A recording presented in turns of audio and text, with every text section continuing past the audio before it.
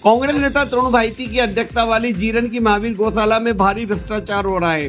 रोज गायें मर रही हैं, गायों की भूखे मरने जैसी स्थिति है, लेकिन गौशाला को देखने वाला कोई नहीं है। और वहीं अध्यक्ष तरुण भाईटी को सिर्फ अपनी राजनीति करना है, सांसद विधायकों पर सवाल उठाने हैं, गौशाला की हालत नहीं देखना है। यह अनेक आरोप सैकड़ों गोभक्तों ने लगाए और उन्हें पद से हटाने की मांग को लेकर नीमच कलेक्टर कार्यालय में प्रदर्शन किया। जीरन स्थित महावीर गौशाला एक बार फिर गंभीर अव्यवस्था और वित्तीय अनियमितताओं को लेकर चर्चा में आ गई है। गोरक्षक दल ने नीमच जिला कलेक्टर को सौंपे गए एक लिखित शिकायत में गौशाला में व्याप्त अराजकता, गोमाताओं की दयनीय स्थिति और लाखों रुपए के भ्रष्टाचार को लेकर शिकायत की।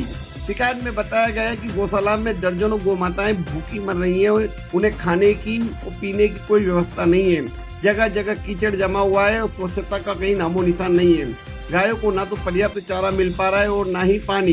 कई गायों की स्थिति इतनी दुर्लभ हो गई है कि उन्हें उठाने की भी हालत नहीं है।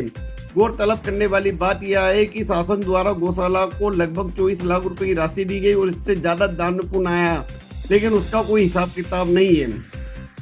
भाजपा के मंडल अध्यक्ष मदन गुर्जर के नेतृत्व में गोरक्षा दल के कार्यकर्ताओं ने बड़ी संख्या में कलेक्टर कार्यालय में एकत्रित होकर कांग्रेस नेता तरुण भाईटी के इस घोटाले को उजागर किया और उन्हें पद से हटाने की मांग भी की।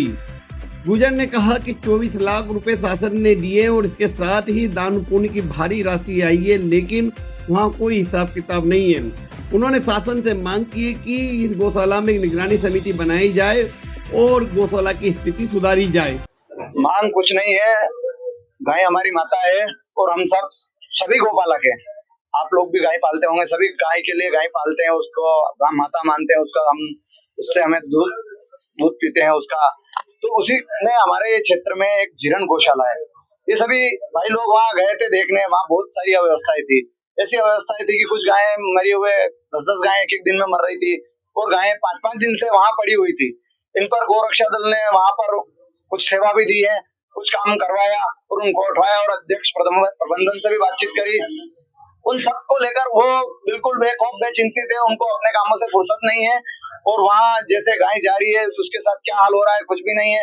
वहाँ पर वित्तीय अनियमितता भी इतनी है कि जीरन महावीर गौशाला जो है उसमें जितना शासन से पैसा जाता है उसका दोगुना वहाँ दान आता है, फिर भी वहाँ कोई व्यवस्था नहीं है। उसके बाद अभी पिछले महीने मध्य प्रदेश सरकार ने 24 लाख रुपए का एक्स्ट्रा फंड दिया गया है, जिसकी भी लिफापोती कर दी गई है और कोई वहां पर कोई किसी तरह से वहां पैसे का जो सदुपयोग होना चाहिए वो नहीं हुआ है। और वहां के जो अध्यक्ष महोदय हैं हमारे तरुण जी भाईटी हैं, वो उनको पूरे जिले की चिंता रहती है। वो मध्य प्रदेश सरकार पे सवाल उठाते हैं, हमारे माननीय विधायक जी पर सवाल उठाते हैं, उनकी कार्यप्रणाली पे, सांसद जी कार्यप्रणाली पे सवाल उठाते हैं। पर वो जिस गौशाला के अध्यक्ष हैं वहां पर उनकी कार्यप्रणाली क्या है, क्या उनको खुद को पता नहीं है? काम कहना, किसी की बुराई करना आसान होता है पर करना बहुत कठिन होता है। मैं अध्यक्ष जी से यही कहूंगा कि पहले अपने आप अपनी जगह सुधार करें, फिर दूसरों पे प्रश्न चिन्ह लगाएं। इस तरह क्या मांग लेकर आए? अब हम ये चाहते हैं कि वहाँ जो वित्तीय अनियमितता हुई है उनकी बाकायदा जांच हो।